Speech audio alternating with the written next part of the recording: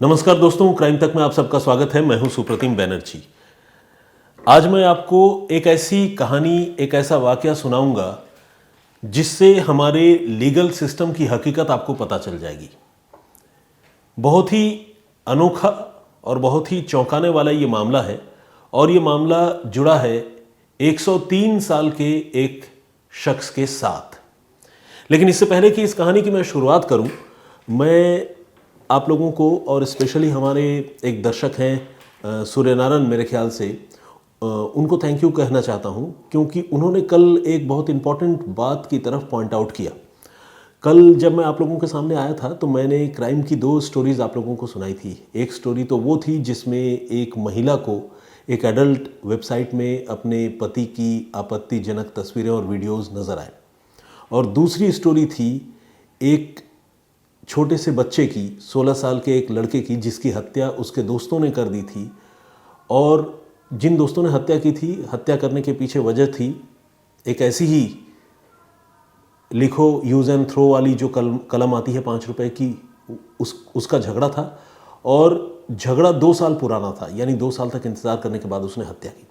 तो मैं जब ये दोनों कहानी आप लोगों के सामने लेकर आ रहा था तो मेरे मुंह से गलती से ये निकल गया कि 2 इंटरेस्टिंग स्टोरीज़ मैं आप लोगों को बताऊंगा। हमारे एक दर्शक ने उसको पॉइंट आउट किया और ये कहा कि क्राइम की स्टोरी जो आमतौर पर बहुत ही दर्दनाक और तकलीफ़देह होती है, उसके लिए इंटरेस्टिंग वर्ड यूज़ करना ठीक नहीं है। मैं इस बात से पूरी तरह सहमत हूँ, 100%। और इसीलिए मैं स्पेशली उनको थैंक यू कहना चाहता हूँ कि उन्होंने पॉइंट आउट किया। और मैं आपको बताऊँ कि मैं आमतौर पर बिल्कुल इस तरह के वर्ड्स का इस्तेमाल नहीं करता हूँ, बचता हूँ, क्योंकि मैं ये अच्छी तरह जानता हूँ एज अ क्राइम रिपोर्टर कि जिन पर ये अपराध होते हैं, जिनके साथ या जिनके घर वालों पर गुजरती है, उनको पता चलता है कि वो तकलीफ़ क्या होती है, कितनी भयानक होती है। तो हमें कोई हक नहीं है किसी की तकलीफ़, किसी के दुख के मामलों में ये कहने का कि वो मामला बड़ा इंटरेस्टिंग है।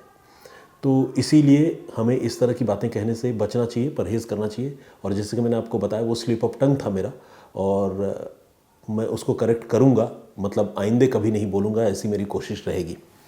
और मैं ऐसे बोलता नहीं हूँ, लेकिन कल शायद मेरी ज़ुबान से वो निकल गया था। तो आइए अब आज जो वाक़या, जो कहानी मैं आप लोगों के लिए लेकर आया हूँ, मैं वो आप लोगों को सुनाता हूँ। पिछले साल दिसंबर के महीने में 1 तारीख को उत्तर प्रदेश में एक ज़िला है कौशाम्बी। इस कौशाम्बी ज़िले में एक गांव है गौराए। इस गौराए गांव में पुलिस की एक टीम पहुंची एक आदमी की तलाश करते हुए। उस आदमी का नाम है लखन पासी। लखन पासी इस गांव के सबसे बुजुर्ग लोगों में एक है, और इसी लखन पासी की तलाश करती हुई पुलिस यहाँ पर पहुंची। और पुलिस ने कहा कि भाई लखन पासी कहाँ है, 103 साल उम्र है।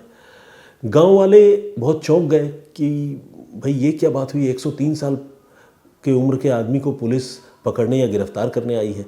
तो पूछताछ करने पर पता चला कि लखन पर एक बहुत पुराना मामला चल रहा है, तो इसीलिए उनकी तलाश में पुलिस आई है।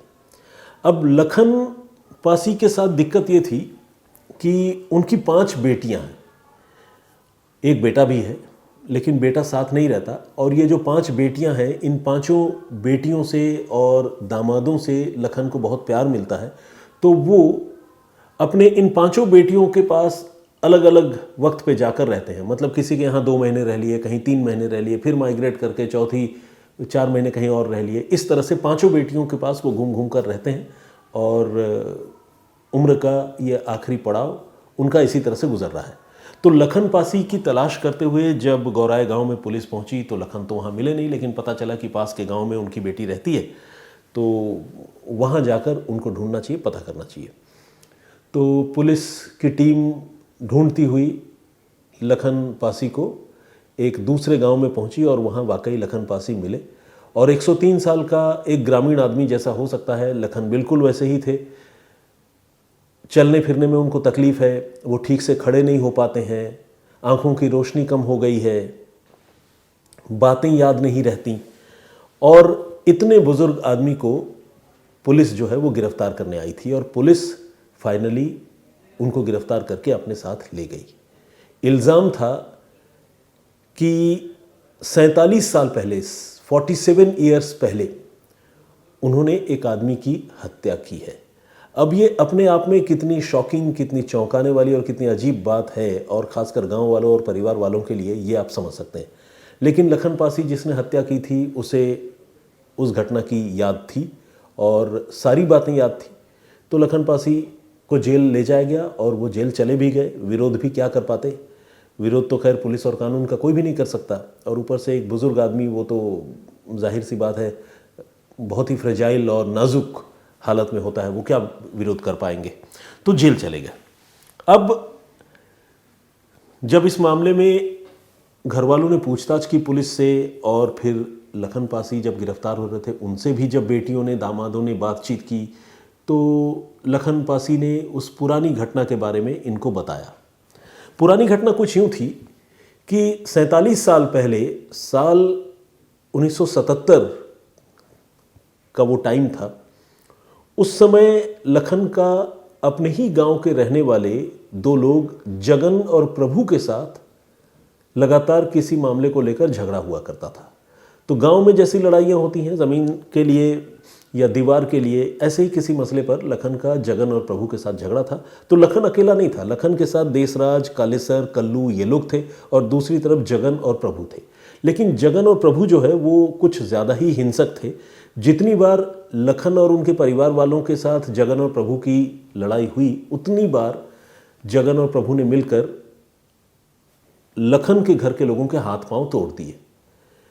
और धीरे धीरे ये झगड़ा, ये लड़ाई जो है वो लगातार बढ़ती जा रही थी। और बढ़ते बढ़ते 1977 में एक दिन ऐसा आया जिस दिन लाठी डंडे खूब चले दोनों तरफ से, और उस लाठी डंडों वाली लड़ाई में प्रभु की मौत हो गई। अब मौत हो गई तो मामला मर्डर का बन गया, और मर्डर का मामला बनते ही लखन पर मर्डर केस रजिस्टर हुआ, और लखन के साथ देसराज, कालेसर और कल्लू, इन पर भी मर्डर का केस दर्ज हो गया। ये गिरफ्तार कर लिए गए और इसके बाद कई साल जेल में रहे, फिर जमानत भी मिली। मुकदमा मर्डर के मामले का चलता रहा, और चलते चलते साल 1982 आ गया, 1982, और 1982 में इस मुकदमे में सेशन कोर्ट से फैसला आया, और फैसला लखन, देसराज, कालेसर, कल्लू इनके अगेंस्ट में आया, इनके खिलाफ आया। इनको प्रभु के कत्ल का गुनहगार पाया गया, सबूत ऐसे मिले, और इनको आजीवन कारावास की सज़ा हो गई। अब लखन और उसके बाकी साथी जेल चले गए। लेकिन जब जेल चले गए तो थोड़े दिन रुकने के बाद उन्होंने फिर हाई कोर्ट में अपील की, क्योंकि भाई आज़ादी सबको प्यारी होती है, कोई भी जेल में रहना नहीं चाहता। और फिट ऑफ रेज में, गुस्से में आकर वो किया गया मर्डर था, कोई प्री प्लान्ड मर्डर भी नहीं था, ये कोई पेशेवर अपराधी नहीं थे। तो इन्होंने तमाम दलीलों के साथ, तमाम फरियादों और बातों के साथ हाई कोर्ट में अपील की। ख़ास बात ये रही कि जब इन्होंने हाई कोर्ट में अपील की, तब तक जो दूसरा पक्ष था, यानी जगन और प्रभु के परिवार के जो लोग थे, वो लोग इस मुकदमे को फॉलो करना छोड़ चुके थे। उन्होंने ये मान लिया कि हमने सज़ा दिला दी, आजीवन कारावास की सज़ा कोर्ट से इनको मिल गई है, अब वो जाने और उनका काम जाने, अब हमें और ये मुकदमा नहीं लड़ना। उन्होंने अपने आप को इस मुकदमे से अलग कर लिया। लेकिन जब लखन ने इस मामले में हाई कोर्ट में अपील की, तो ऑब्वियसली फिर वो मामला Lakhan versus state of UP हो गया, मतलब लखन वर्सेस गवर्नमेंट हो गया, सरकार के साथ अब मुकदमा चलता रहा। और अपील का वो जो केस था, वो केस हाई कोर्ट में आ गया। कुछ एक शुरुआती डेट्स पर लखन जो है कुछ वकीलों की मदद से हाई कोर्ट में पेश भी होते रहे और उनकी सुनवाई भी हुई। लेकिन बाद में जो तारीखें कोर्ट में पड़ती रहीं, लखन को उसके बारे में पता नहीं चला। लखन कोई पढ़े लिखे नहीं है और उनको कोर्ट कचहरी के तारीखों से, नियम कानून से उनका कोई वास्ता नहीं था, उनको कुछ पता भी नहीं था। वकील जैसा जैसा शुरुआती दिनों में बताते गए वो करते गए। बाद में ये वकील से पूछते कि मेरे केस का क्या हुआ, तो वकील साहब कहते कि अरे जाओ, तुम्हारे केस का कुछ नहीं हुआ, तुम तो आज़ाद हो, अब कोई फ़ायदा नहीं है, तुम भूल जाओ। लखन ये कहते हैं कि तमाम वकील अलग अलग वक्त पर उनसे मिले और उन्होंने अपनी तरफ से जितने पैसे उनको दे सकते थे दिए। सारे वकील पैसे लेते रहे, तारीखों पर उनका केस रिप्रेजेंट भी करते रहे। लेकिन जैसे जैसे पैसे ख़त्म हुए वकीलों से भी उनका कांटेक्ट ख़त्म होता रहा और एक वक्त ऐसा आया कि वो थे तो बाहर, ज़मानत पर थे, हाई कोर्ट में उनकी अपील लगी हुई थी और सारे वकीलों ने उनसे कहा कि अब इस केस में कुछ होने जाने वाला नहीं है, तुम घर बैठो, तो वो घर बैठ गए। इस तरह से आजीवन कारावास के मामले में ज़मानत पाने के बाद हाई कोर्ट में अपील करके लखन जो है वो घर से बाहर थे। इस बीच कई बार जब हाईकोर्ट में इस मामले की सुनवाई होती थी तो वहाँ से समन इशू होता था, यानी इनको अदालत में पेश होने के लिए बुलाया जाता था। लेकिन जैसा कि मैंने आपको बताया कि ये खुद तो पढ़े लिखे थे नहीं और ऊपर से इनका एड्रेस जो है उस एड्रेस पे ये मिलते नहीं थे, क्योंकि अपने गांव में तो रहते नहीं थे, अलग अलग बेटियों के पास रहते थे। तो जब भी समन आता था तो रिसीव करने वाला कोई नहीं होता था और लखन भी नहीं होते थे, तो वो समन जो है वो वापस लौट जाता था और कोर्ट में ये जानकारी दे दी जाती थी कि जो कंटेस्टेंट है इस मामले का, अपील करने वाला आदमी, वो अभी है नहीं। तो जब कई बार समन के बाद भी लखन का कुछ पता नहीं चलता था तो वारंट इशू हो जाता था। अब पुलिस वारंट लेकर लखन को ढूंढती थी, उसी मामले में वारंट लेकर ढूंढती थी जिस मामले में मुद्दई खुद लखन थे। लेकिन दिक्कत ये थी कि लखन ढूंढे नहीं मिलते थे। लखन की 5 बेटियां, पांचों अलग अलग गांव में, अलग अलग इलाकों में, किसके पास कब कहाँ किस महीने में रह रहे हैं किसी को पता नहीं। और ऊपर से जो पुलिस वाले उनको ढूंढते हुए आते थे वो लखन को पहचानते भी नहीं थे। तो इस तरह से चाहे समन हो या वारंट हो, उसकी तामील नहीं हो पा रही थी। और हाईकोर्ट में लखन का वो मामला जो है वो साल दर साल पेंडिंग पड़ा हुआ था। लखन परेशान थे कि लखन तो परेशान नहीं थे, हाईकोर्ट के लोग परेशान थे कि इस मामले का होगा क्या, इस पार या उस पार इस मामले का कोई निपटारा तो होना चाहिए। इस तरह से साल दर साल गुजरता रहा और जैसा कि मैंने आपको बताया कि 1977 में वो हत्या हुई थी और वक्त आ गया साल 2014 का। 2014 में फिर से लखन के नाम वारंट इशू हुआ, लेकिन जैसा कि मैंने आपको बताया लखन का कोई पता नहीं चल पा रहा था। तो पुलिस थक हार करके गुस्से में आ गई और जो कौशाम्बी की पुलिस है उसने लखन के एक दामाद राजेंद्र को हिरासत में ले लिया और अपने साथ उठाकर थाने ले गई। अक्सर हमारे देश में पुलिस ये हथकंडा, ये ट्रिक अपनाती है कि जब मुलजिम नहीं मिलता है तो परिवार वालों को उठा लिया जाता है। तो राजेंद्र को उठा लिया गया। अब दामाद जी थाने चले गए, हिरासत में आ गए, तो पूरा परिवार परेशान हो गया। जो राजेंद्र की पत्नी है लखन की बेटी, वो तो परेशान हुई ही, उसने अपनी बहनों से बातचीत की, सारी बहनें परेशान हो गई और सारे बहनों के पति जो हैं वो भी परेशान हो गए। और फिर लखन जिनके पास भी थे, उस बेटी ने और दामाद ने लखन को राज़ी किया कि अब आप एक बार सरेंडर कर दीजिए क्योंकि आपके दामाद जी हवालात में बंद हो गए हैं। तो लखन ने कहा ठीक है, मुझे कोई दिक्कत नहीं, मुझे तो पता ही नहीं था कि क्या मामला है, अगर कहते हो तो मैं सरेंडर करता हूँ, चलो। तो इसके बाद बाकी बेटियों और दामादों ने मिलकर लखन को पुलिस के हवाले 2014 में किया। और जब पुलिस के हवाले किया गया तो जो दामाद राजेंद्र को पुलिस ने पकड़ा था उसको पुलिस ने छोड़ दिया। इसके बाद लखन फिर कुछ समय तक जेल में रहे और उसके बाद वो जेल से फिर ज़मानत पर रिहा हो गए, ज़मानत पर बाहर आ गए। लेकिन हाईकोर्ट में वो जो अपील का मामला था वो जस का तस बना हुआ रहा और वकीलों के चक्कर काट काट कर थक गए। न तो कोर्ट में तारीख लग रही थी, न अपील आगे बढ़ रही थी, सब कुछ वैसा ही स्टैंड स्टिल पड़ा हुआ था। लखन ने 2 शादियां की थी। पहली शादी से लखन को एक बेटा है और घर वालों का ये इल्ज़ाम है कि बेटे ने अपने पिता का बिल्कुल ख्याल नहीं रखा, न तो बेटे ने अपने बुजुर्ग पिता को अपने साथ रखा और न ही इस कानूनी लड़ाई में बेटे ने अपने पिता की मदद की। दूसरी शादी जो लखन की हुई थी उससे लखन को 5 बेटियां हैं। और एक विडंबना ये भी है कि जब लखन पर हत्या का इल्ज़ाम लगा था और जब वो पहली बार जेल गए थे तब उनकी दूसरी शादी नहीं हुई थी। तो ये जो बेटियां हैं इनको ये पता भी नहीं है कि उनके पिता ने उनके जन्म से पहले कब किसकी हत्या की और किससे लड़ाई हुई। लेकिन जब बेटियां बड़ी हुई और पता चला कि पिता पर मर्डर का केस है और वो बार बार गिरफ्तार होकर जेल चले जाते हैं तो वो लोग बहुत परेशान हुए और सारी बेटियों ने अपना अच्छी बेटी होने का फ़र्ज़ निभाया। और न सिर्फ लखन को वो अपने साथ रखती थी अपने पतियों को राज़ी करके, बल्कि वो जो कानूनी लड़ाई था उसमें भी वो अपने पिता का साथ देती थी। तो यही वजह है कि लखन जो है अलग अलग वक्त पर अपनी अलग अलग बेटियों के पास रहते थे क्योंकि बेटियों से काफ़ी प्यार भी मिलता था। इस मामले में लखन काफ़ी लकी रहे, लेकिन जेल आने जाने का उनका ये सिलसिला लगातार चल रहा था। इस बार जैसा कि मैंने आपको बताया कि ये 2014 में जेल गए थे, उसके बाद फिर से कुछ सालों के बाद इनको ज़मानत मिल गई और ये बाहर आ गए। लेकिन हाई कोर्ट का जो मामला था वो जस का तस पड़ा हुआ रहा और उस मामले में कोई भी प्रगति नहीं हुई। पता नहीं अदालत को क्या सूझा या अदालत के बही खातों में कब किस जज को क्या नज़र आया, उन्होंने ये तय किया कि ये जो अपील का मामला है इस अपील की अब सुनवाई होनी चाहिए।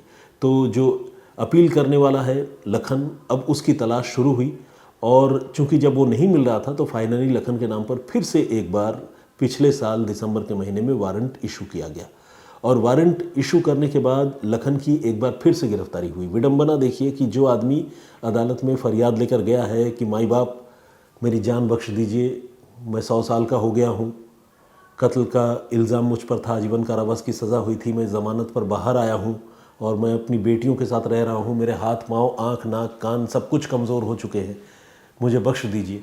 ये फरियाद करने वाले आदमी को फिर से उसके नाम पर वारंट जारी हो गया और उस आदमी को गिरफ्तार कर लिया गया और गिरफ्तारी की जो आखिरी तारीख थी वो थी 1 दिसंबर 2024। लखन फिर से जेल चले गए। इस बार लेकिन हाई कोर्ट में इस मामले की बड़ी गंभीरता से सुनवाई होती रही। लखन जेल में रहे, बीच बीच में पेशी पर आते रहे। हाई कोर्ट में तो खैर मेरे ख्याल से पेशी की ज़रूरत नहीं होती है, वकीलों के बीच में जो चर्चा होती रही और फाइनली इस मामले में अब जाकर हाई कोर्ट ने एक ऐतिहासिक फ़ैसला दिया और वो फ़ैसला अभी इसी महीने आया है, मई के महीने में। और उस फैसले में ये कहा गया है कि लखन पर जो 1977 में जो कत्ल का इल्ज़ाम था वो इल्ज़ाम सही नहीं था और कोई सबूत ऐसे नहीं है, तो लखन को बाइज्जत इस मामले में बरी किया जाता है।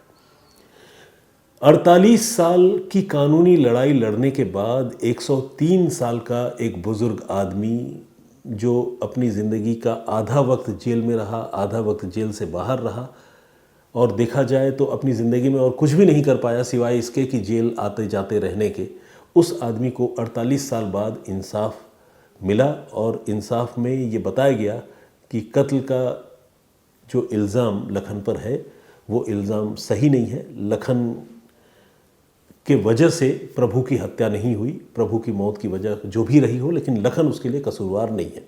तो 48 साल बाद लखन को बाइज्जत बरी कर दिया गया और 103 साल की उम्र में ये सब कुछ हुआ। अब जब लखन बरी हो गए हैं तो वो फिर से अपनी बेटियों के घर पहुंच गए हैं और बेटियां भी खुश हैं, दामाद भी खुश हैं। अब इस बात की कोई चिंता नहीं है कि कभी फिर पुलिस उनको ढूंढती हुई आएगी और एक बेटी के घर में नहीं मिले तो दूसरी बेटी के घर में जाएगी। अब वो सिलसिला ख़त्म हो चुका है। ये सिलसिला सालों साल चलता रहा, लेकिन अब उससे मुक्ति मिल गई है। तो जैसा कि मैंने आपको बताया था कि हमारा लीगल सिस्टम किस तरह से काम करता है और किस तरह से मुकदमा चलता है और इतने सालों तक एक केस खिंचता चला जाता है, ये उस तरह के केस स्टडीज़ में से एक है और ये एक वानगी है हमारे लीगल सिस्टम की जो अपने आप में बहुत ही स्लो है और फॉल्टी भी है, जिसके बारे में बहुत गंभीरता से सोचने की ज़रूरत है। जो हमारे माननीय न्यायाधीश हैं, बड़े बड़े जज हैं, सुप्रीम कोर्ट, हाई कोर्ट के जो हमारे कानून मंत्री हैं, उनको लीगल रिफॉर्म के बारे में और पूरे सिस्टम को स्पीड अप करने के लिए बहुत गंभीरता से सोचने की और काम करने की ज़रूरत है। तो ये मेरा पॉइंट ऑफ व्यू था और ये थी पूरी कहानी, पूरा घटनाक्रम। इस पर आपका क्या नज़रिया है हमें प्लीज़ कमेंट करके ज़रूर बताइएगा। और जैसा कि मैंने आप लोगों को बताया था कि मैंने 2 कहानियाँ बीते रोज़ सुनाई थी, उस कहानी में आप लोगों ने जो कमेंट्स किए हैं, आइए कुछ लोगों के नाम और कमेंट्स हमेशा की तरह पढ़ता हूँ। योगा विथ विकास ने कमेंट किया है। उन्होंने ये कहा है कि एआई द्वारा कोई वीडियो बनाई गई है या नहीं, अगर बारीकी से उस वीडियो की जांच की जाए तो उसका बहुत आसानी से पता चल सकता है। जो दूसरी कहानी मैंने सुनाई थी जिसमें मैंने बताया था, विकास दास कमेंट करते हैं, ये देहरादून से या रुड़की से शायद। इनका ये कहना है कि दूसरी कहानी जो है वो अपने आप में बहुत दुखद है कि स्कूली बच्चों का झगड़ा इतना बढ़ गया कि एक स्कूली बच्चे ने दूसरे स्कूली बच्चे की हत्या अपने दोस्तों के साथ मिलकर कर दी। पीके चंद्रा ने भी कमेंट किया, बहुत स्वागत आपका। अमित भाटिया ने कमेंट किया, उन्होंने कहा कि सर स्टोरी सुनना आपके बस की बात नहीं है, आप बहुत करते हो।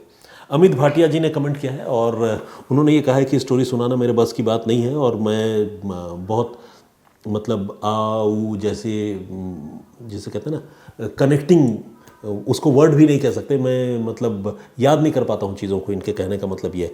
तो ठीक है भाटिया साहब, thank you very much for commenting. मैं आपकी उम्मीदों पर भी खरा उतरने की कोशिश करूँगा। मीता भट्टाचार्य ने कमेंट किया है, ये मेरे होम टाउन से हैं और मेरी गार्जियन है और बहुत स्नेह उनका मुझे मिलता है। और इन्होंने कहा है कि एक दिन मैं स्किप कर गया था, उसके बाद जब मैं दो क्राइम स्टोरीज़ के साथ आप लोगों के सामने हाजिर हुआ तो उनको वो बात अच्छी लगी। फूड प्लेनेट के नाम से एक आईडी है, उन्होंने लर्निंग स्टोरी लिखा है। ROJMT lots of love from Tripura ये लिखते हैं। बहुत स्वागत आपका, बहुत धन्यवाद। लिखते हैं या लिखती हैं मुझे नहीं पता, लेकिन आपने कमेंट किया है, बहुत धन्यवाद आपका। ब्रिजेंद्र सिंह ने भी कमेंट किया है, हमारे रेगुलर लिसनर हैं। विनय नासवाले जी भी रेगुलर लिसनर हैं। ममता मजूमदार ने कमेंट किया और उन्होंने लिखा है कि हम भी बंगाली सर जी। ठीक है, बिल्कुल, मैं समझ गया, आपके सरनेम से ही ये समझ में आता है कि आप बंगाली हैं। और ओवरऑल डेवलपमेंट विथ समथिंग के नाम से एक आईडी है, उससे हमारे एक दर्शक ने कमेंट किया है और उन्होंने ये लिखा है कि किसी भी परिस्थिति में हार नहीं मानना, नहीं, उन्होंने लिखा है कि अपराध एक ऐसी सोच है जो परिस्थितियों से हारने वाला इंसान आसान रास्ता समझकर चुन लेता है और ये सोचता है कि वो कभी पकड़ा नहीं जाएगा। बिल्कुल, आपने ये सही बात कही है। कोई भी क्राइम करने वाला आदमी आमतौर पर ये सोचता है कि वो कभी पकड़ा नहीं जाएगा, लेकिन होता ठीक उल्टा है, वो हर बार पकड़ा जाता है। नरेंद्र चौधरी ने भी कमेंट किया है और उन्होंने कहा है कि जिस तरह से क्राइम की घटनाएं और समाज में लगातार इस तरह से हो रही हैं, वो जो है बहुत चिंताजनक है और समाज में बदलाव होना चाहिए और अपराध की घटनाओं में कमी आनी चाहिए, उस पर रोक लगना चाहिए। दीपक कुमार ने कमेंट किया है, ये जयपुर से हैं हमारे दर्शक, जय श्री राम करते लिखा है इन्होंने, बहुत स्वागत आपका। उद्रेश बिंद ने भी कमेंट किया है, उन्होंने गुड स्टोरी लिखा है और हर हर महादेव भी कहा है। सुरेंद्र कौर ने कमेंट किया है, बहुत स्वागत आपका, उन्होंने हेलो लिखा है। और अभिमन्यु पांडे जी ने कमेंट किया है, नवारा किमले, ये हांगकांग से हमारा ये प्रोग्राम देख रही हैं और उन्होंने लिखा है good night sir from Hong Kong. Clip movie के नाम से एक आईडी है, बहुत बहुत स्वागत आपका, गुड जॉब उन्होंने लिखा है। अनस प्ले टाइम है, दोनों घटना दिल को दहला देने वाली है। और लव फ्रॉम आसाम ये लिखते हैं उत्पल बोरा। प्रदीप भब्बू जी हमारे रेगुलर लिसनर हैं। गुरप्रीत सिंह हैं, देव का देवा। और इसके अलावा जगदीश चांडेगड़ा जी रेगुलर लिसनर हैं। शैतान सिंह साधु भी हमारे रेगुलर लिसनर हैं। गोपाल रावल फ्लोरिडा, ये फ्लोरिडा जब इसमें लगा हुआ है तो मुझे लग रहा है कि ये फ्लोरिडा से ही देखते होंगे। We are waiting for your show and I doesn't have courtesy to inform you that you are busy and next day give excuses. No doubt your present sense of speech is awesome. Gopal Florida. ठीक है, इनका ये कहना है कि जिस तरह से मैं एक दिन गैर हाजिर रहा और उसके बाद हाजिर हुआ और उसके बाद फिर से मैंने अपनी बातें रखी, उस चीज़ को उन्होंने बहुत पॉजिटिवली लिया है और उसके लिए उन्होंने कॉम्प्लीमेंट किया है। Thank you very much. इसके अलावा मोहम्मद अफरोज़ के नाम से एक आईडी है, उन्होंने भी कमेंट किया है, या मोहम्मद अफरोज़ एग्जैक्टली आईडी में तो लिखा हुआ नहीं दिख रहा, मोहम्मद ज़ीरोज़ ऐसा लिखा हुआ दिख रहा है, तो पता नहीं अफरोज़ ही होना चाहिए मेरे हिसाब से। इन्होंने लिखा है कि आपकी आवाज़ में क्राइम केस सुनने का इंतज़ार हमेशा रहता है। और इसके अलावा इनाम खान ने भी कमेंट किया है, बहुत स्वागत आपका। त्रिवेणी सिंह तोमर का कमेंट है और कौशल्या एसी के नाम से भी कमेंट है। इसके अलावा और भी बहुत सारे मित्रों ने और दर्शकों ने कमेंट किया है। और वाइल्ड फैनेटिक्स के नाम से एक आईडी है और उन्होंने एक सवाल पूछा है,